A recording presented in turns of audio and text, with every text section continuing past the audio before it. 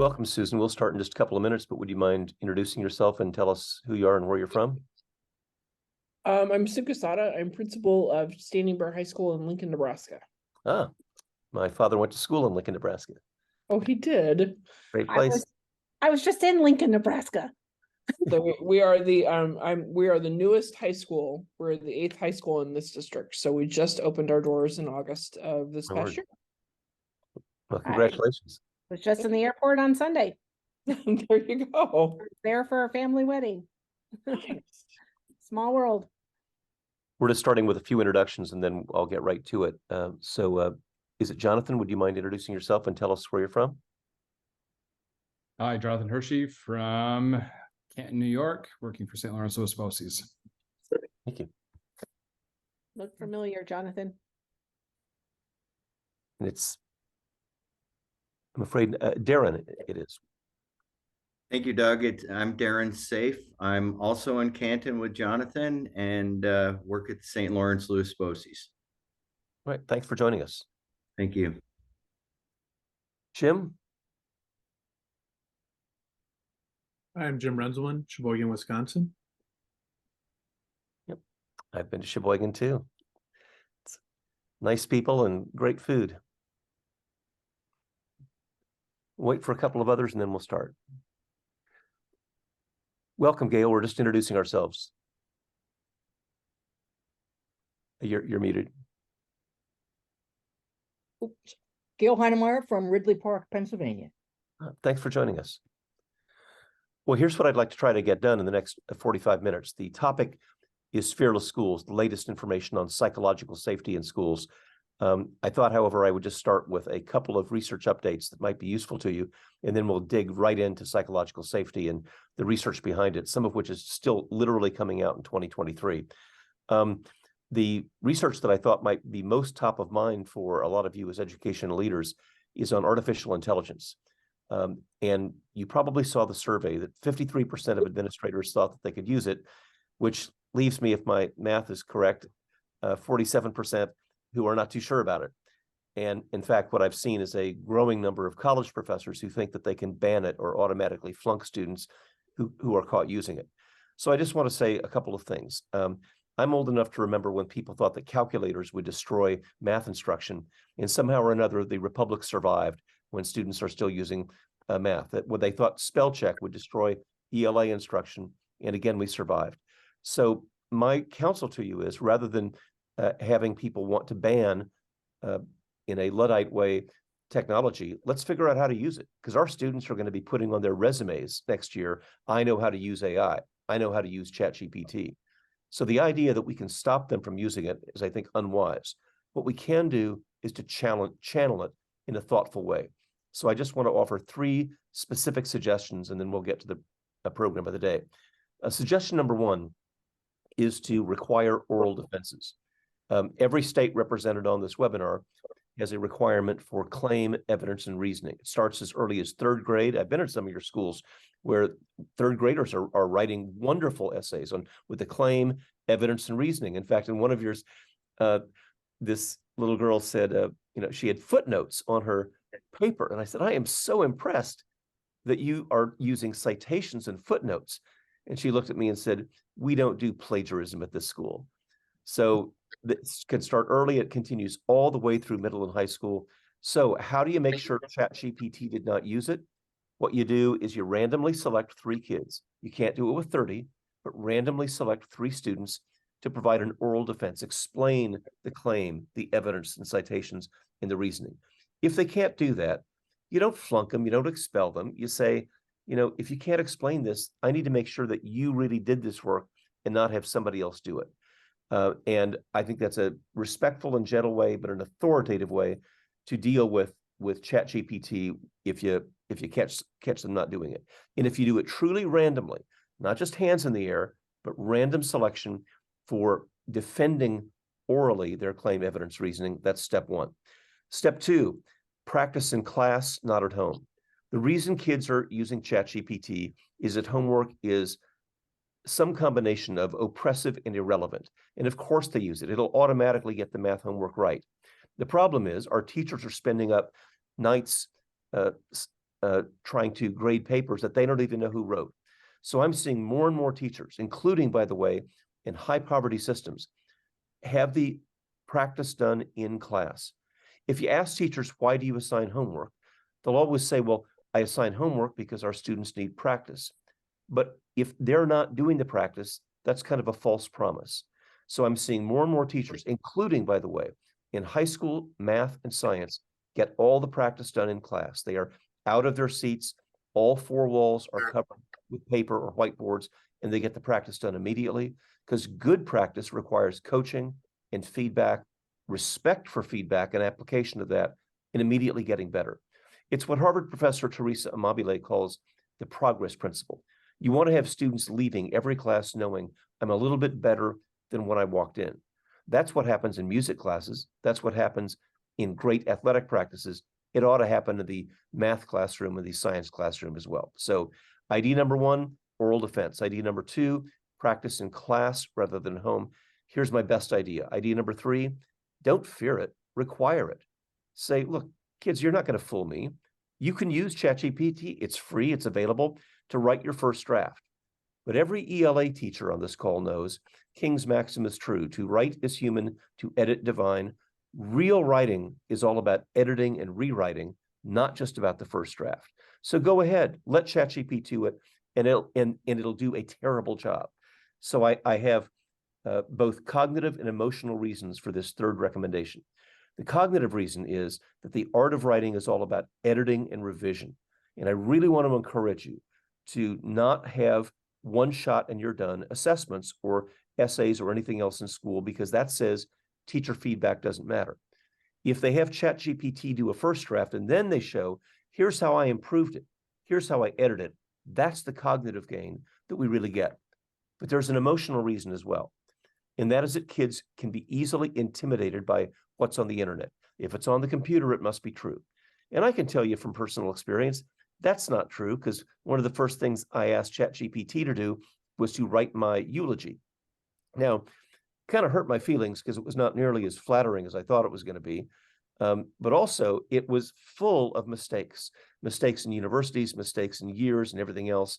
And so rather than fear it, I want our kids to leave the 23-24 school year knowing that they don't have to fear ChatGPT, that they can use it and they can improve on it. So both cognitively and emotionally, they're better off. So let me stop with that and then move on to our main topic today. And I'm joined by a panel of wonderful colleagues who are going to help me present some of these main ideas. But let me just introduce the subject of fearless schools with the framework of psychological safety. I'm greatly indebted to the scholarship of Amy Edmondson, a professor at the Harvard Business School. And what Dr. Edmondson did starting in 1990 was to work in hospitals in Boston and to say, well, shouldn't great teams also have fewer medication errors? She found out the exact opposite was true. How could it be true that a great team that collaborated with each other and supported one another would have more medication errors? What she found is that it was a safe place to make mistakes, to talk about mistakes and to learn about them. So if you ask Dr. Edmondson, gee, which hospital should I go to? The one with the high error rate or the low error rate? And I said, Dr. Edmondson, I want to go to the low error rate hospital. Wrong, she says, because that low error rate hospital is sweeping their mistakes under the rug. You want to go to a learning organization. And she amplified this research with evidence from ships at sea, from pilots in the air, all manner of things that proved when people are comfortable with each other in their work environment, they can talk about a mistake and they learn from that. And I adapted that research from hospitals to the school environment. And the bottom line is this: when kids are afraid, they can't learn. When adults are afraid, they can't learn. And I'll bet all of you have seen environments, both in classrooms and in staff meetings, examples of both fearless and fearful environments. And so I want to start by introducing my colleague, Nicole Johnson. Nicole is former deputy superintendent of one of the nation's largest school systems in Newark, New Jersey. She's an award-winning principal and teacher. I had the good luck of being in Nicole's school when she was a principal and was blown away by the environment, by how impressive the culture was, by how she fearlessly displayed data in a way that didn't intimidate people, but just said, here's the facts and here's how we can all learn from them. So Nicole, welcome to this panel. I'm really happy to have you here. And I want to start with my first question, which is, when you do classroom observations, what do you see as the evidence of a fearless classroom? Absolutely. Thank you, Dr. Reeves, for the introduction, and thank you for having me today. Welcome, everyone. So as a principal and as a deputy superintendent, I think that in a classroom where it's psychologically safe for students, you not only see the evidence, but you hear it. You hear students taking risks. They're not afraid to respond to questions, even if the response may or may not be correct. The teacher may use a technique from Teach Like a Champion, which is called the cold call technique. Some might call it using equity sticks or a go-around cup. And students really perk up when the teacher pulls out because they are acutely aware that they may be called on. So it ensures that they are 100% engaged. And in the event in those classrooms where the response may not be correct or the student doesn't know the answer, the teacher has established norms in the classroom and everyone knows those norms. They are established at the beginning of the year. And they may include respecting everyone's response, using the room as a resource, or even asking a friend. So I would say in a nutshell, in my observations of classrooms, both as a principal and as a deputy superintendent, that when students feel safe and fearless in a classroom, they are engaged, they take a risk, and there's evidence that they trust the teacher, they trust their peers when mistakes are made. And in every situation, 100% of the time, learning is occurring in these types of classrooms. Thanks, Nicole. Neil, I'm going to ask you to chime in a little bit on this because you've also had leadership positions at secondary ed. And I've known that although we know equity sticks have great value and cold calling has great value, they're much less likely to be used at the secondary level than at the elementary level. Why do you think that's true? No, I actually think that we sometimes believe that those strategies are for the little kids and they don't belong at the secondary level. I think we sometimes fool ourselves to think that we can kind of keep track and do things from an equitable standpoint. And I really believe that it's okay for us to have that permission to still use some of those same manipulatives and strategies that the elementaries use. Not that that's just an elementary strategy, but use things like that very overtly at the secondary level. It's not kiddish. It's not something that's only meant for the early years. But they really are concrete ways that I think it creates for not just the teacher to track and monitor, but it keeps the students awake also and makes sure that they know that things could happen. And so it's funny that I think from sometimes I'll talk with secondary folks and they'll say we need to drive to other school districts so we can kind of see what they're doing. And I sometimes remind them we don't have to go that far. We could go to our elementary in our same district and go to the elementary to see how they're doing lots of great things in their classrooms that help to transition kids in different activities and routines and build practices. And they do it on the fly all the time. Thanks, Neil. And I apologize for not having introduced you properly. I should have told our colleagues who are on this webinar that Dr. Gupta is the superintendent of Oakwood Schools. He's also been a former board member and president of ASCD, has served in leadership positions at several national and international organizations. I've had the good luck to watch him present. He's dynamic and authoritative. I really appreciate you joining us, Neil. Yeah, thank you. Thanks. I appreciate it. One of the things that in Teresa, I know that you've been able to participate in doing a lot of classroom observations. And we know, however powerful the evidence is on equity sticks, that a lot of teachers are reluctant to use them, perhaps because they fear having a senior leader like you make a mistake. I should explain to our colleagues that Teresa is the director of school improvement in Lima Public Schools in Ohio, and I've personally watched the impact that she has had in a very challenging and high poverty environment really make a positive difference, particularly at the secondary level. So I guess the question, Teresa, is when we know something is right, why do we still resist doing it? Well, first of all, thank you, Doug, for the introduction and having me today.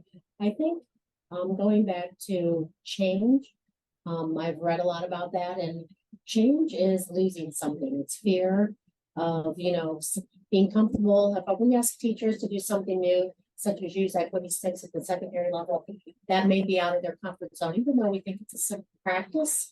They may not be comfortable with it, and it's changing something that they do, so they're fearful of how it might play out in the classroom. So I always equate change with some sort of fear for individuals, adults, and because when they change something, they're losing something. Even though we may not see what they're losing, they are losing some control or some practice, something they're comfortable with. I'm smiling broadly because, you know, I so identify. We've got a boatload of new teachers in our country right now, and we all can remember what it's like to be that first year teacher. And here is Teresa coming down the hallway. Oh my God, she's, you know, nobody make a mistake. I'm only going to call on you, Maria, because I know you've got your hand in the air, and I know you're going to have all the answers. And even though that's not what my supervisor wanted, that is what a lot of teachers, and particularly new teachers, fear. So I think it's really important for all of us to say, I want to see mistakes. A fearless classroom is where kids can make a mistake without shame, without embarrassment, and they can make those, and then don't turn away from them. We stay with that student and watch them transform from misunderstanding to understanding. But I think I appreciated your choice of words, Teresa, because it is fear that drives us, and it is a very visceral emotion, and it is pervasive among first year teachers. Well, Nicole, let me go back to you and kind of turn the tails. When we see a classroom that is fearful, and I don't think any teacher really intends to make it a fearful environment. They're good people, they have the best of intentions, but some of them you can see not evidence of fearlessness, but evidence of fearfulness. When you're observing classrooms, Nicole, what are the clues that you're in a fearful environment? Silent. Quiet. Classroom is extremely quiet. And some may think, wow, that teacher is great. She has the students under control and she's managing them well. But the students are not engaged. And for example, the teacher poses a question and 0 hands are raised, maybe except for Nicole, who gets all the A's. And the teacher calls on Nicole all the time. But there is this fear of failure or making a mistake or getting the wrong answer. Will the teacher shout, no, wrong answer? And I've actually witnessed that. Will my peers ridicule me in front of my friends, my teacher? There's also this lack of perseverance, students really giving up easily because the classroom doesn't promote inquiry and discovery, and the teacher is not demanding that students persevere and challenge through and work through whatever the challenge is. And so a lot of times I say when I walk into a quiet classroom, there's little to no learning going on here. Well, and here's another giant misunderstanding on 2 counts. Number one, when the deputy superintendent, Nicole Johnson, is coming down to my classroom, I want to make sure she sees the best Pythagorean theorem lecture she has ever seen in her life, because I can prove that I know more algebra than a 13-year-old does. And so I'm going to wow her with my presentation. And one reason this happens at the secondary level is that we are very much ego involved in our subject matter expertise. And we want to prove to every observer, to every administrator that we're the expert.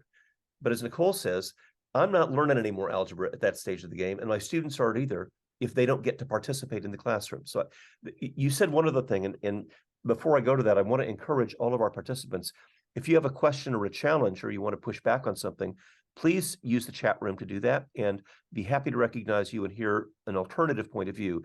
If you were in a graduate class of mine, I would assign half the room to say, Doug and Nicole are crazy and wrong because, and the other half, well, maybe they're not so bad, because that kind of divergent thinking is really a rocket fuel for adult learning. So please feel free to push back if you hear something that you disagree with. Those of you who have seen me speak know that I really try to practice what I preach. But you said a word, Nicole, that I just want to linger on for a moment, and that is perseverance. You know, during the pandemic, we spent a boatload of money and time on social and emotional learning, all about resilience, all about perseverance, dealing with difficulty and despair. And we all believe that.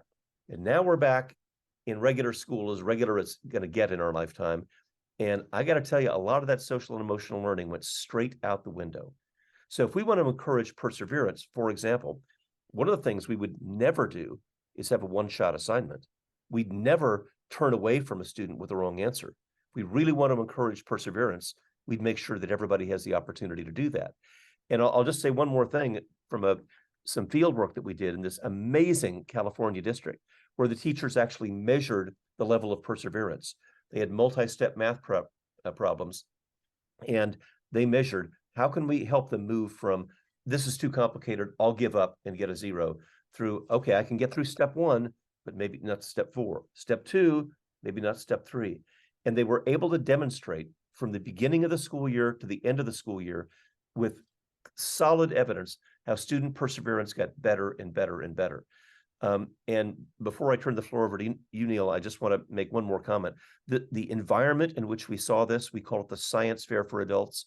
If you're looking to make solid change this year, it is the single best thing I have ever seen to make school change. Because they don't change because of an inspirational speech from Doug Reeves or a book from me or anybody else. They change because they saw the teacher down the hallway in room 103 implementing it with their culture, with their environment, with their budget, with their agenda, with their union bargaining agreement. When they say, hey, I know this works with our students, with our school, that's what made them change. And I think, what you mentioned, Nicole, about perseverance, it was the first time I had ever seen teachers not only talk about it, but actually measure it and show that they could get better. I want to turn the attention to adult learning too. We kind of know what it looks like in the classroom, both fearfulness and fearlessness. But what have you seen, because you're operating at the superintendent level, when you're in a staff meeting, it may involve educators, administrators, maybe even parents, the difference between fearlessness and fearfulness at the adult level? Sure. It's interesting, especially in this last move. So I'm not just moving with a title to a new, but also moving to a new district. And I still feel like the same Neil as before. Yet this title change and the people that don't know who I am, there's this sense, and I've actually heard this from the leadership team. We're afraid of you, Neil. And I said, what are you afraid of? Well, we're afraid of messing up. And so we all know when you're in that, you have that type of environment, people will shrink into lowering kind of the standard, lowering the bar to meet expectation, and because they want to please the leader. And I get that. And so I've actually had to, pull back and spend a lot of time talking about this notion of, if we're going to really talk about innovation, if we're really going to talk about doing what's best for students, it might mean that we have to look at things differently, and we're going to try some things and they may or may not work. But if we continue to play it safe, we may not ever really truly reach the fringe of where all of our student population is, or be able to truly reach out and do things differently on meeting the needs of our families and our parents.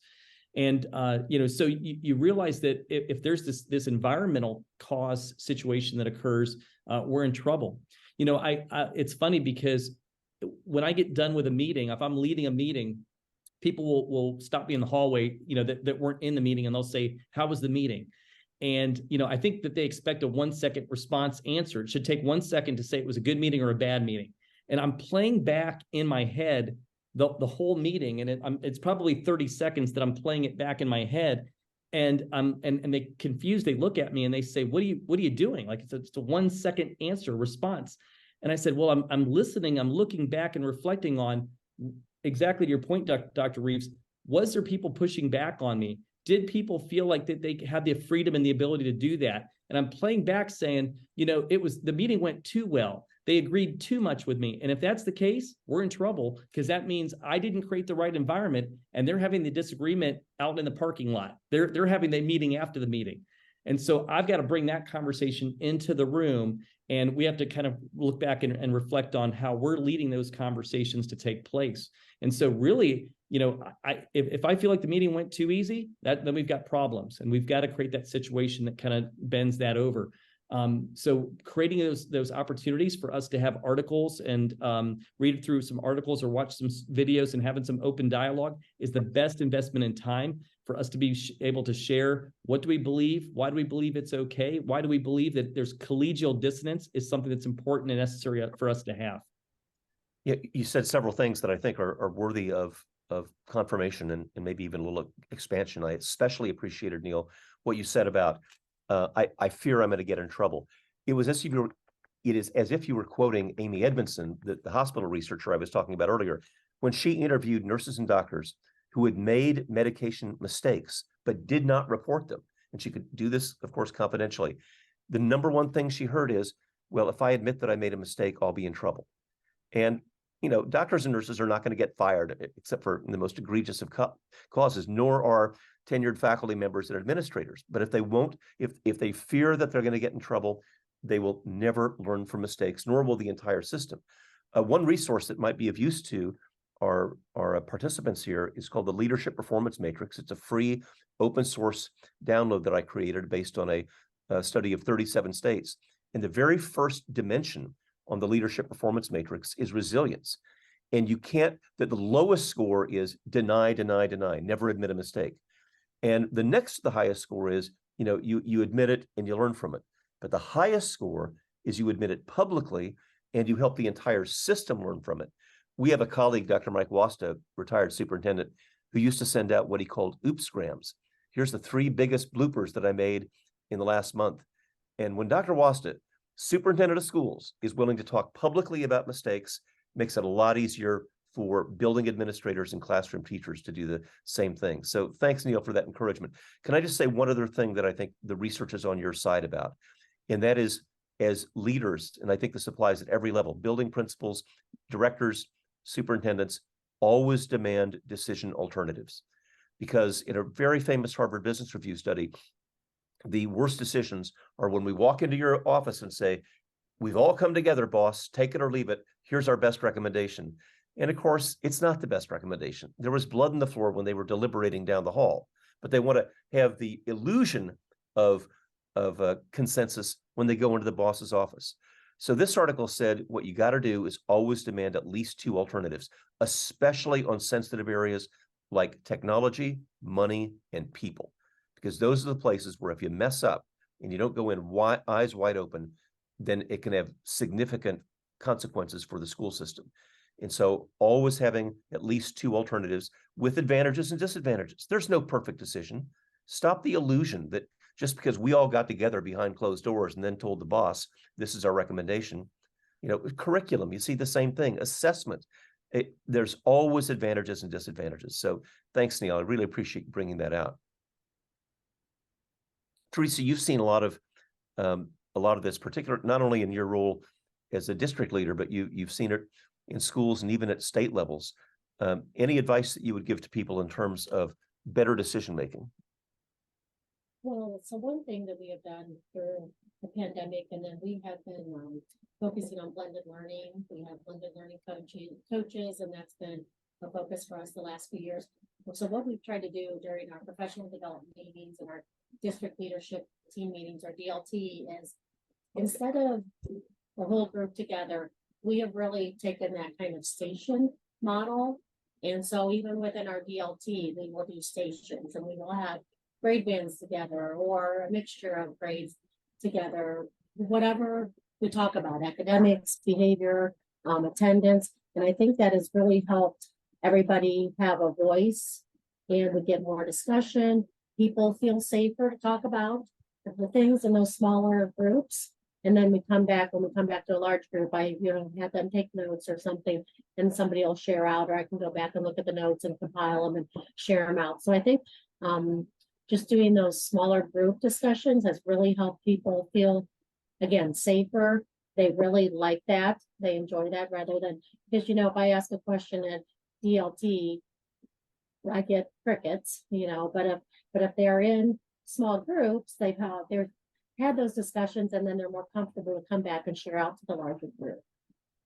Thank you. And I should just explain to our non-Ohio colleagues, the BLT is Ohio's term for building leadership teams, and they have district leadership teams and teacher teams. So that's that. I just want everybody to hear the context of that particular abbreviation. The final subject I want to address, and remember, colleagues, you're always invited to go to the chat room and make any comments, questions, or challenges that you'd like to. But I really want to, what I've learned is that we almost all in a group of faculty or administrators have resilient stories. Sometimes they're physical resilience, bouncing back from an injury. In preparation for this book, I interviewed some ultra athletes and was told something very astonishing, and that is that the most successful athletes, which is, by the way, not me. When I get an injury, my idea is to go into Lazy Boy and give me the remote control, and that's how I'm going to recover. But that's not what the ultra athletes told me. They said they invest as much time and energy in their recovery as they did in their training.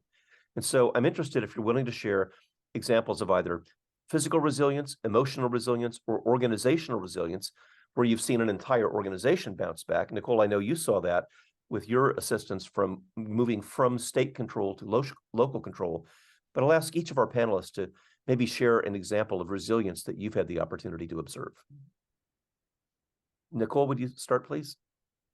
Sure, thank you.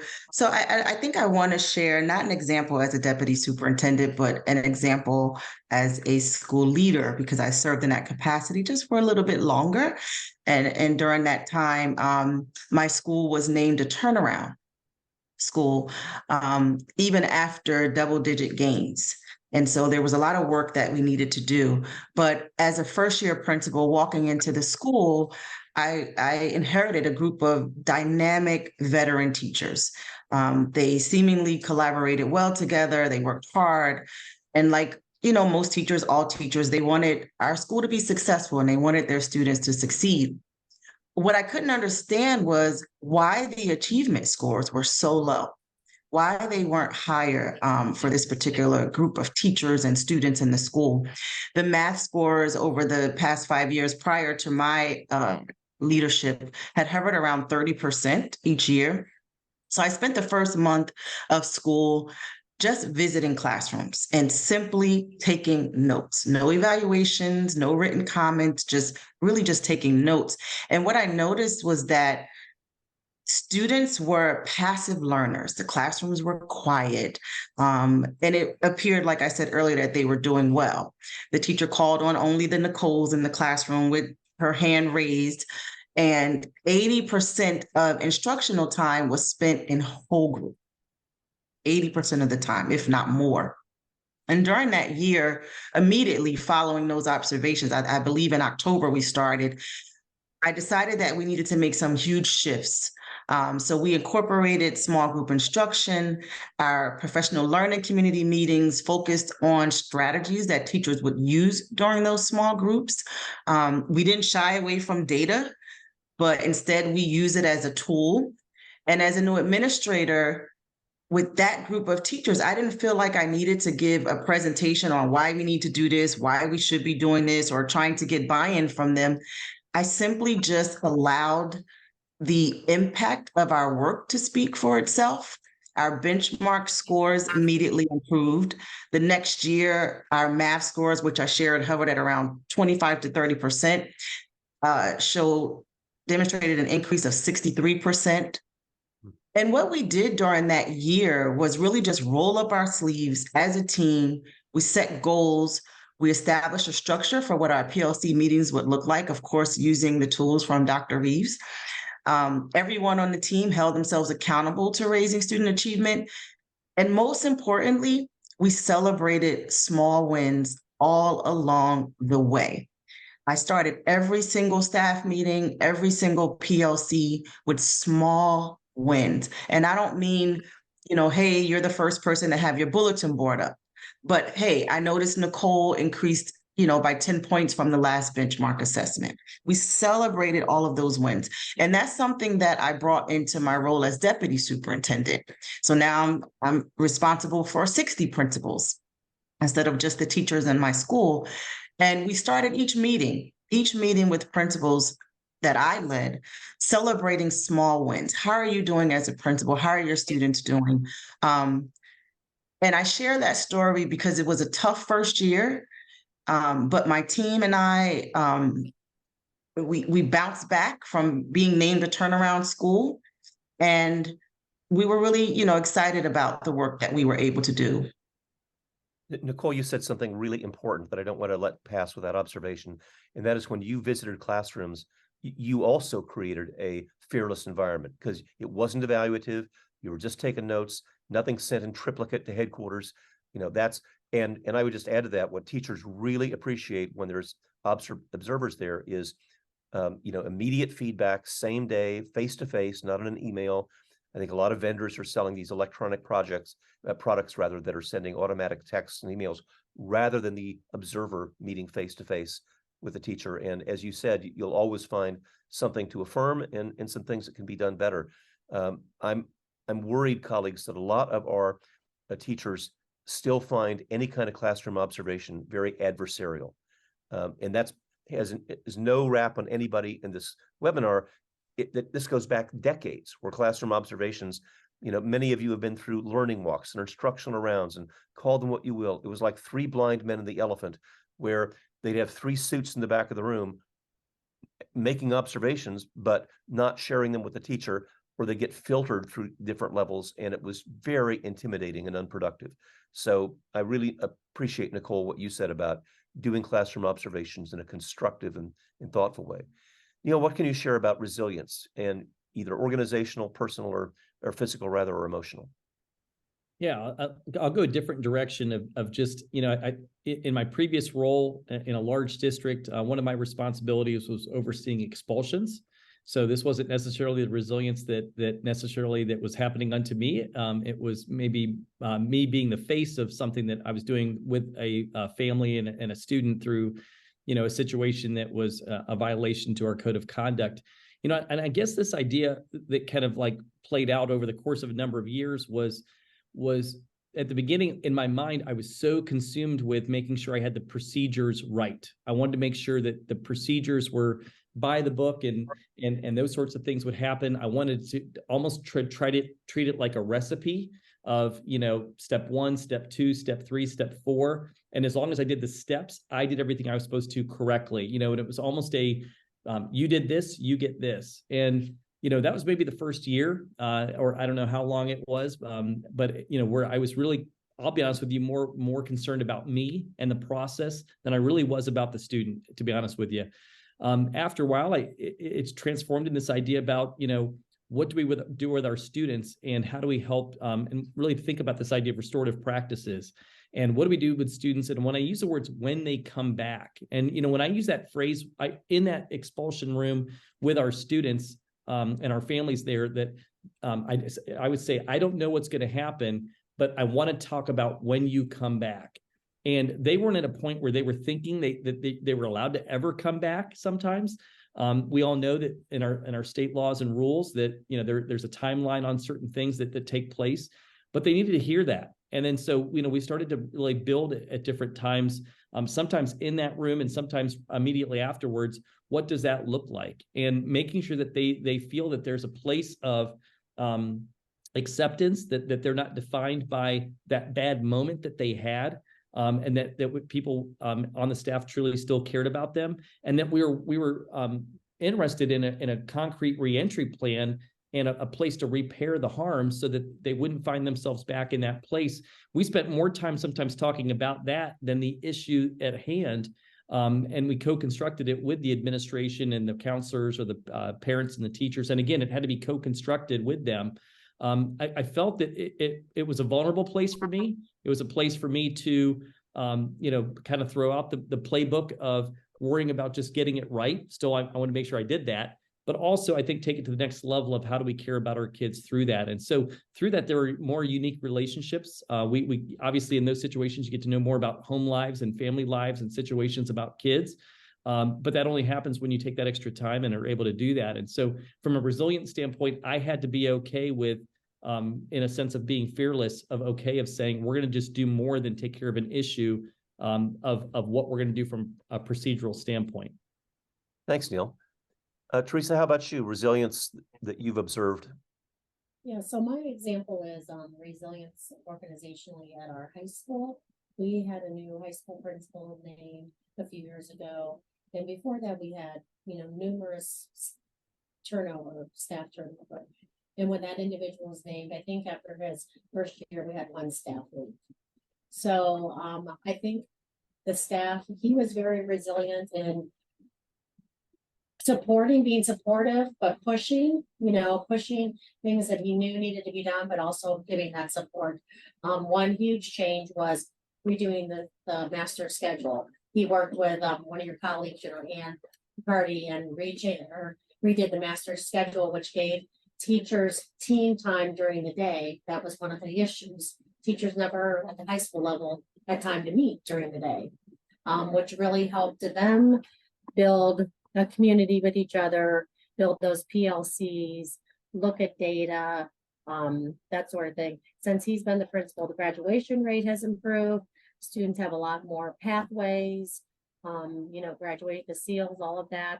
He's been very creative with that, trying to get different seals available for students. So I just think he's been very resilient in, again, trying to push what he knows needs to be done, but also providing support. He takes feedback very well. His staff is comfortable giving it to him, the good and the bad and the ugly. But I think that's a good example because we are seeing some very positive signs.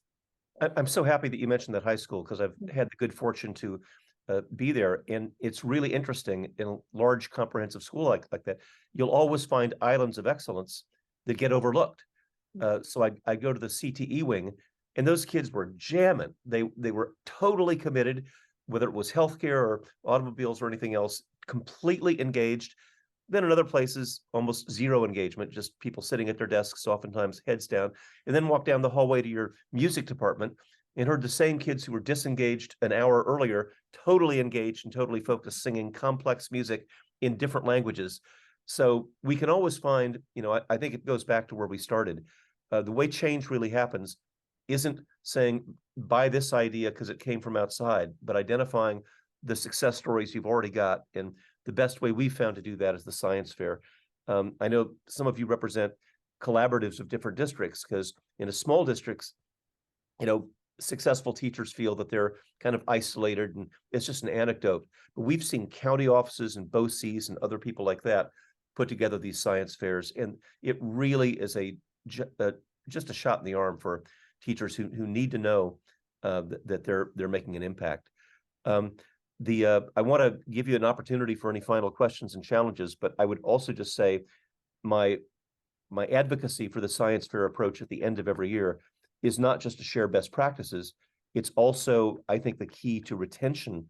As many of you know, we are losing as a country tons of teachers. 53% say that they would quit if they could. In rural areas, I saw a survey, 65% said that they would quit. So we got a real job ahead of us to keep teachers there. And one reason that they leave is they think, gee, I just don't know if I make a difference anymore. So this science fair at the end of the year is a great way of having them leave every year knowing, yeah, I made a difference. It was the same kids, same parents, same behavior, same attendance. The only difference between September and May was me, the classroom teacher. And if you really want to work on retention and morale of teachers to try to keep the best ones we've got, I would really ask you to consider that practice. Any final questions or challenges that you all would like to raise?